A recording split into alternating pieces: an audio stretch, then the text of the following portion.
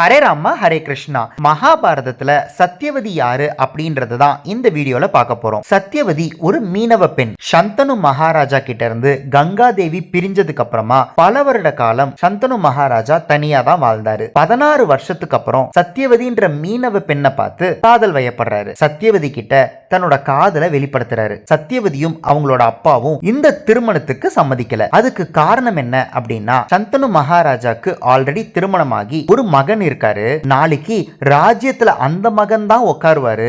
அப்படி இருக்கும்போது நான் உங்களை கல்யாணம் பண்ணி நம்மளுக்கு குழந்தைங்க பிறந்தா கூட அவங்களுக்கு ராஜ்ய உரிமை கிடைக்காது. அதனால எங்களுக்கு இந்த கல்யாணத்துல விருப்பம் இல்லை அப்படின்னு சொல்லிடுறாங்க. சந்தனு மகாராஜா எந்த பதிலும் பேசாம வருத்தத்தோட கிளம்பிடுறாரு. சந்தனு மகாராஜாவோட மகன் பீஷ்மர் சந்தனு வருத்தத்துல இருக்கிறத பார்த்துட்டு ஏன் வருத்தமா இருக்காரு அப்படின்னு தேரோட்டியை கேட்டு தெரிஞ்சுக்கிறாரு. உடனே நேரா சத்தியவதி கிட்டையும் அவங்க அப்பா கிட்டையும் போய், நீங்க சத்தியவதியை எங்க அப்பாக்கு கல்யாணம் பண்ணி கொடுங்க, நான் ராஜ்யத்துல உட்கார போறது இல்ல, உங்க மகள் சத்தியவதியோட வயிற்றுல பிறக்கிற குழந்தை தான் ராஜ்யத்துல உட்காருவான் அப்படின்னு உறுதிமொழி கொடுக்கிறாரு. சத்தியவதிக்கு தேவவிரதனை பார்த்து ரொம்ப சந்தோஷப்பட்டாங்க. ஒரு அப்பாவோட சந்தோஷத்துக்காக ஒரு மகன் இந்த அளவுக்கு தியாகம் செய்ய முடியுமா அப்படின்னு ஆச்சரியப்பட்டாங்க. இருந்தாலும் தேவவிரதனுக்கு ராஜ்யத்துல உட்கார ஆசை இல்ல.